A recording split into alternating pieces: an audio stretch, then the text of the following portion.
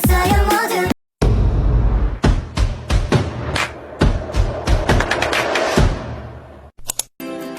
Assalamualaikum warahmatullahi wabarakatuh. Perkenalkan, nama saya Ilva dengan NIM 105191103522.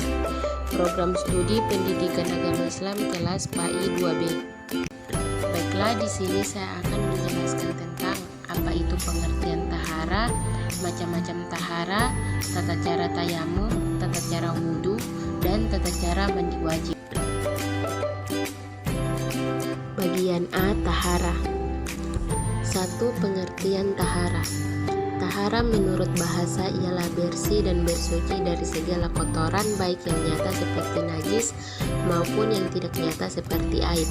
Menurut istilah para fuqaha, berarti membersihkan diri dari hadas dan najis seperti mandi, berwudu, dan bertayamum. Suci dari hadas ialah dengan mengerjakan wudu, mandi, dan tayamum. Suci dari najis ialah menghilangkan najis yang ada di badan, tempat, dan pakaian. Dalam firman Allah Subhanahu wa Ta'ala yang artinya, sesungguhnya Allah menyukai orang-orang yang tobat dan menyukai orang-orang yang menyucikan diri. Quran Surah Al-Baqarah ayat 222. Adapun urusan bersuci meliputi beberapa perkara sebagai berikut. 1.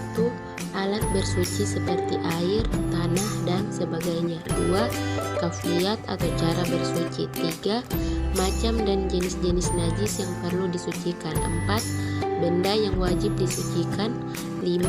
Sebab-sebab atau keadaan yang menyebabkan wajib bersuci. Adapun macam-macam air yang dapat dipergunakan untuk bersuci yaitu air hujan, air sungai, air laut, air dari mata air sumur, air salju, dan air embun.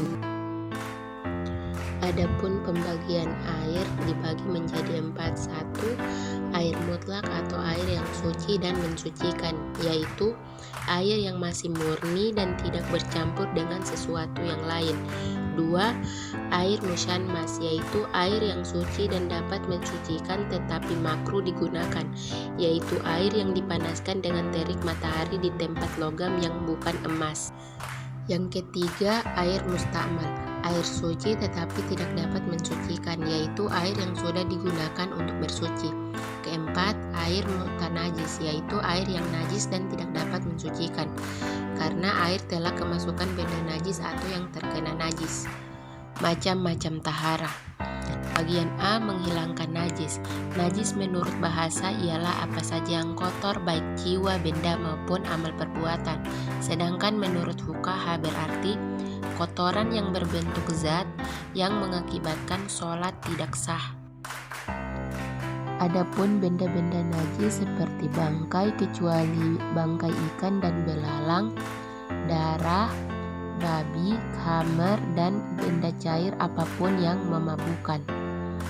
Anjing, kencing, dan kotoran atau tinja manusia maupun binatang, susu binatang yang haram dimakan dagingnya, wadi dan mazi, dan muntahan dari perut. Adapun najis yang dimaafkan yaitu bangkai binatang yang darahnya tidak mengalir seperti nyamuk, kutu, dan sebagainya. Najis yang sangat sedikit, darah bisul dan sebangsanya, kotoran binatang yang mengenai biji-bijian yang akan ditebar, kotoran binatang ternak yang mengenai susu ketika diperah, kotoran ikan di dalam air, darah yang mengenai tukang jagal, dan darah yang masih ada pada daging. Selanjutnya itu bersuci dari hadas. Hadas menurut makna bahasa ialah peristiwa, sedangkan menurut syara adalah perkara yang dianggap mempengaruhi anggota-anggota tubuh sehingga menjadikan sholat dan pekerjaan-pekerjaan lain yang sehukum dengannya tidak sah karena tidak ada sesuatu yang merugikan. Adapun hadas dibagi menjadi 2, yaitu hadas kecil. Hadas kecil adalah perkara-perkara yang dianggap mempengaruhi 4 anggota tubuh manusia, yaitu wajah, 2 tangan, dan 2 kaki, lalu menjadikan sholat dan semisalnya tidak sah. Hadas kecil ini hilang dengan cara berwudu. Yang kedua yaitu hadas besar. Hadas besar adalah perkara yang dianggap mempengaruhi seluruh tubuh lalu menjadikan sholat dan pekerjaan-pekerjaan lain yang sehukum dengannya tidak sah.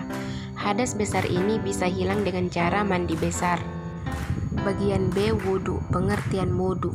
Wudu secara bahasa berarti keindahan dan kecerahan, sedangkan menurut istilah syara bersuci dengan air dalam rangka menghilangkan hadas kecil yang terdapat pada wajah, kedua tangan, kepala, dan kedua kaki disertai dengan niat. Dalam firman Allah Subhanahu wa Ta'ala yang artinya, "Hai orang-orang yang beriman, apabila kamu hendak mengerjakan sholat, maka basuhlah mukamu dan tanganmu sampai dengan siku, dan sapulah kepalamu dan basuh jarimu sampai kedua mata kaki." Quran Surah Al-Maidah ayat. Adapun rukun wudhu yaitu niat, membasuh muka, membasuh dua tangan sampai siku, mengusap sebagian kepala, membasuh kaki sampai mata kaki, tertib artinya urut. Adapun sunnah wudhu yaitu membaca basmalah, membasuh tangan sampai pergelangan terlebih dahulu, berkumur-kumur, membersihkan hidung, menyela-nyela janggut yang tebal, mendahulukan anggota yang kanan, mengusap kepala, menyela-nyela jari tangan dan jari kaki, mengusap kedua telinga, membasuh sampai 3 kali berturut-turut, berdoa sesudah wudhu. Adapun hal-hal yang membatalkan wudhu yaitu keluarnya sesuatu dari 2 jalan, tertidur dengan posisi tidak duduk yang tetap, hilangnya akal, gila, pingsan, mabuk, dan sebagainya, tersentuh kemaluan dengan telapak tangan, tersentuhnya kulit laki-laki dengan kulit perempuan yang bukan muhrim dan tidak beralas. Bagian C. Mandi. Pengertian mandi. Mandi dalam bahasa Arab ialah guslu, artinya mengalirkan air pada apa saja. Menurut pengertian syara berarti meratakan air yang suci pada seluruh tubuh disertai dengan niat.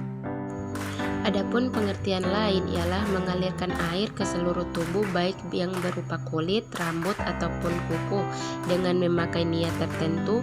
Mandi ini ada yang hukumnya wajib dan ada yang hukumnya sunnah. Adapun hal-hal yang mewajibkan mandi besar atau mandi wajib yaitu hubungan suami istri, mengeluarkan mani, mati, haid, nifas, dan wiladah atau melahirkan. Adapun rukun mandi terbagi menjadi 3 yaitu niat, menghilangkan najis bila terdapat pada badannya, meratakan air ke seluruh tubuh baik berupa rambut maupun kulit. Adapun sunnah mandi yaitu membaca basmalah, berwudu sebelum mandi, menggosok badan dengan tangan, menyela-nyela pada rambut yang tebal, membasuh sampai 3 kali berturut-turut, mendahulukan anggota yang kanan, dan memakai basahan. Bagian D. Tayamum. Tayamum adalah salah satu cara bersuci sebagai ganti berwudu atau mandi apabila berhalangan memakai air. Adapun syarat tayamum yaitu Islam, tidak ada air dan telah berusaha mencarinya tetapi tidak bertemu, berhalangan menggunakan air misalnya karena sakit yang apabila menggunakan air akan kambuh sakitnya, telah masuk waktu sholat, dengan debu yang suci, bersih dari haid dan nifas. Rukun tayamum terbagi menjadi 4 yaitu niat, mengusap muka dengan debu dari tangan yang baru dipukulkan atau diletakkan ke debu, mengusap kedua tangan sampai siku dengan debu dari tangan yang baru dipukulkan atau diletakkan ke debu, jadi 2 kali memukul, terakhir yaitu tertib. Adapun sunnah tayamum terbagi menjadi 4 yaitu membaca basmalah, mendahulukan anggota kanan, menipiskan debu di telapak tangan berturut-turut. Hal-hal yang membatalkan tayamum terbagi menjadi 3 yaitu 1. Semua yang membatalkan wudhu, 2. Melihat air bagi yang sebabnya ketiadaan air, 3. Karena murtad. Bagian E. Istinja. Apabila keluar kotoran dari salah satu 2 jalan wajib istinja dengan air atau dengan 3 buah batu, yang lebih baik mula-mula dengan batu atau sebagainya kemudian diikuti dengan air. Adapun adab buang air yaitu sunnah mendahulukan kaki kiri ketika masuk ke dalam kamar mandi dan mendahulukan kaki kanan ketika keluar dari kamar mandi. Tidak berbicara selama ada di kamar mandi, memakai alas kaki, hendaklah jauh dari orang sehingga bau kotoran tidak sampai kepadanya. Tidak buang air di air yang tenang, tidak buang air di lubang-lubang tanah, tidak buang air di tempat perhentian. Baiklah, saya akan membacakan kesimpulan dari materi yang saya paparkan. Kebersihan yang sempurna menurut syara disebut tahara, merupakan masalah yang sangat penting dalam beragama dan menjadi pangkal dalam beribadah yang menghantarkan manusia berhubungan dengan Allah Subhanahu wa Ta'ala. Tidak ada cara bersuci yang lebih baik daripada cara yang dilakukan oleh syariat Islam, karena syariat Islam menganjurkan manusia mandi dan berwudu.